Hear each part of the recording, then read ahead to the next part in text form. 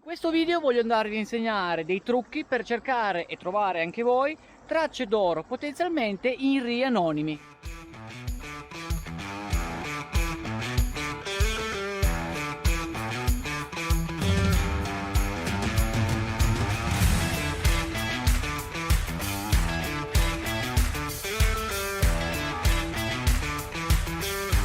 Buongiorno cercatori d'oro, benvenuti nel mio canale se siete nuovi, bentornati invece se siete dei miei amici da tempo. Quella che ho alle mie spalle è una fessura potenzialmente aurifera.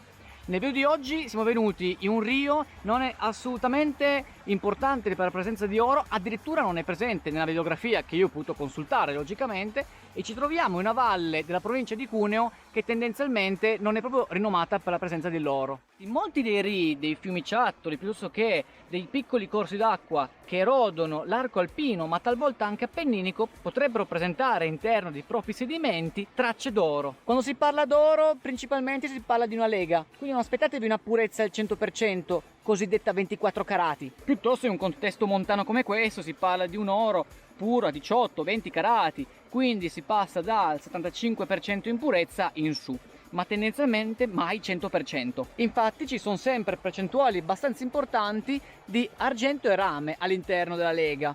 Quindi quando si parla di pepite d'oro in realtà è una mera semplificazione, perché non si parla mai del tutto al 100% di oro. Parliamo di come cercare le pepite d'oro in questi contesti. Principalmente avete a che fare con dei rii di piccole dimensioni. Magari sui libri non trovate che nel passato qualcuno ha trovato dell'oro, ma potrebbero esserci dei granuli e addirittura talvolta delle pepite d'oro intrappolate in particolari fessure del cosiddetto bedrock roccioso. Il bedrock roccioso non è altro che la roccia che costituisce la montagna.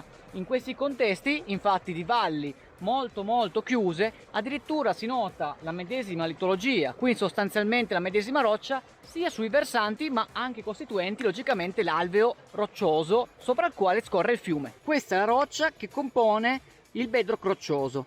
Il fiume e i suoi sedimenti scorrono al di sopra. L'oro è molto pesante e scorre nella porzione più ravvicinata al bedrock, questa.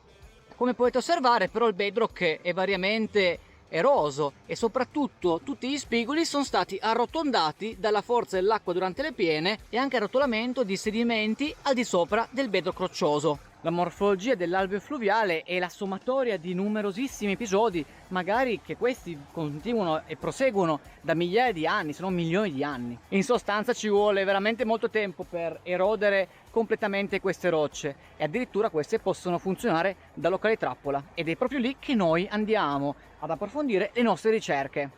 Vi faccio vedere. Questa è una porzione del substrato roccioso. Vedete che i ciottoli del sedimento, il quale scorre nell'alveo del fiume durante le piene, si sono incastrati in questa porzione, che io chiamo fessura. Il sedimento che contiene pepite potrebbe essere questo, il quale viene rimescolato ad ogni piena, ma soprattutto potrebbe esservi aggiunto dell'oro ogni volta che l'acqua diventa alta e di conseguenza il fiume va in piena. Qui c'è una fessura che corre, qua sopra un'altra che vi ho appena fatto vedere e poco sopra ancora un'altra.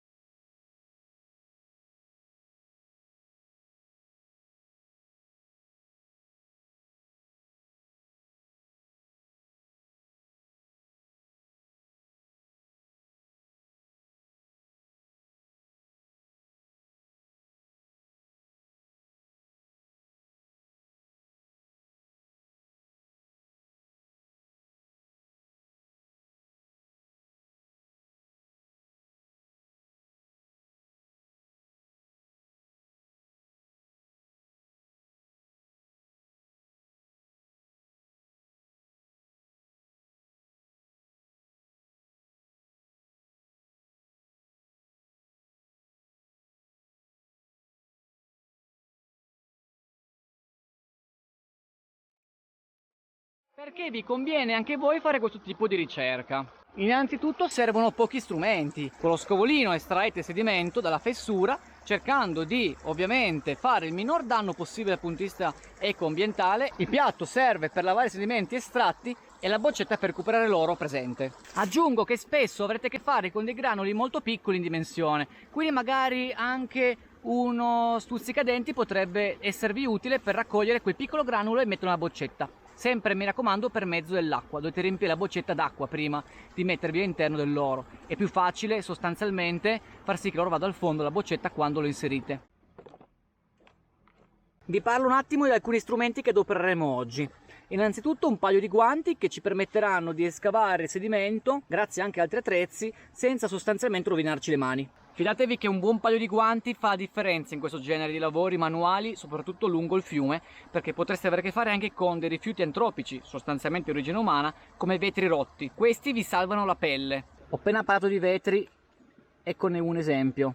In questo contesto un piatto della MyLab da andare poi a lavare i sedimenti nel fiume. Uso un setaccio dalla Garrett, il quale mi trovo molto a mio agio, e mi raccomando, setacciate sempre il sedimento preventivamente, controllate i sedimenti rimasti in setaccio perché mica volete perdere pepite d'oro, logicamente. Quindi, fatta questa breve introduzione, voglio farvi vedere praticamente come fare, cioè la tecnica denominata crevicing, la quale ho già utilizzato anche in altri video precedentemente, a cui vi rimando la visione, ma ogni anno tendo a ripetere alcuni concetti anche cercando di elaborarli in nuova forma, visto che anch'io, lavorando lungo i fiumi, vado a osservare delle situazioni molto interessanti che man mano vi mostro nei miei episodi, nelle mie avventure. In ogni caso trovo che sia importante portarvi degli esempi sempre nuovi, molto pratici, così che anche voi possiate vedere come io eseguo questo tipo di ricerca e possiate anche voi attuarla magari nel rio dietro casa vostra. Farvi una collezione potenzialmente, spero, molto ragguardevole e addirittura che mi faccia invidia, la quale potete condividere se volete con me anche su Instagram, a parte, mi trovate sempre con Matteo Berto Prospector, ma in ogni caso è giunto il momento di metterci a lavoro. Auguratemi buona fortuna!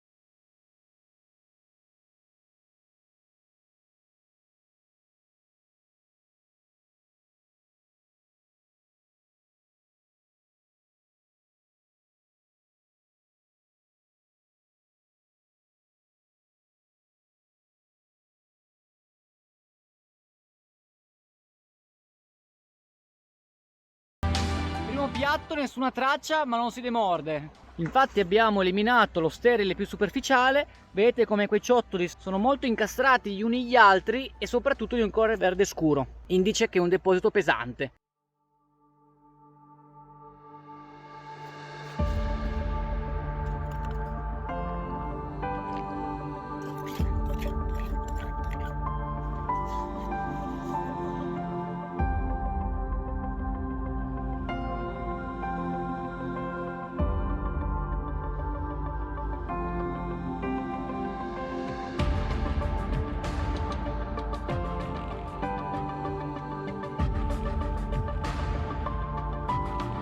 Spostati leggermente più a monte e qualche pagliuzza e granule è iniziato a comparire.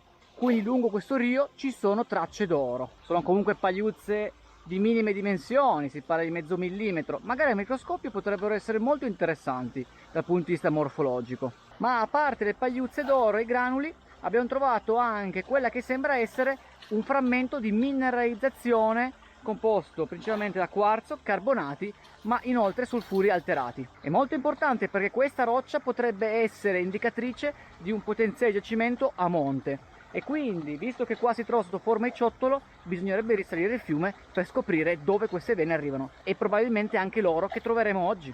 Comunque, se i granuli li abbiamo già trovati, proseguiamo le ricerche e vediamo quanto riusciamo a ottenerne nell'arco della giornata.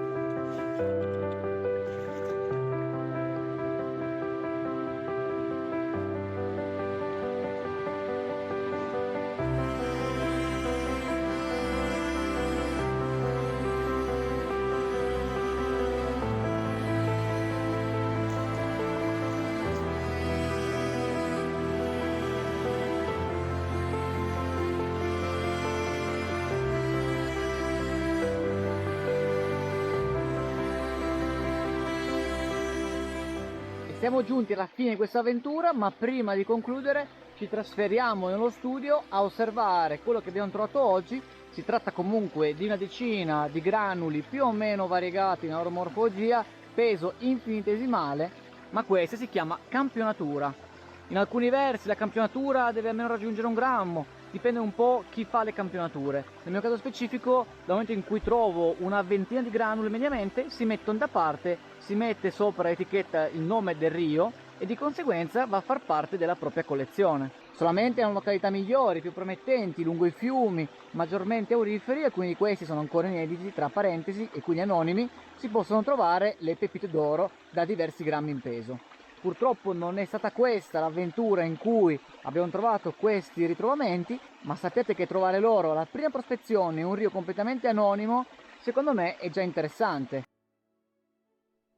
Il video che avete appena visto non è altro che la prima avventura lungo questo nuovo rio.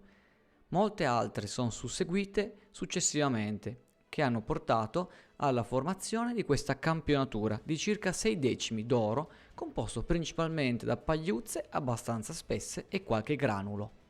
Sicuramente la aggiungerò alla mia collezione, ma quello che ho imparato oggi e che vorrei condividere con voi è che ci vuole molta fatica e soprattutto anche molta curiosità per trovare dei fiumi auriferi che magari altri nel passato hanno già cercato, ma che soprattutto a voi di questa voce non è arrivata. Ragazzi, c'è un mondo da scoprire. Ci vediamo alla prossima puntata. A mercoledì!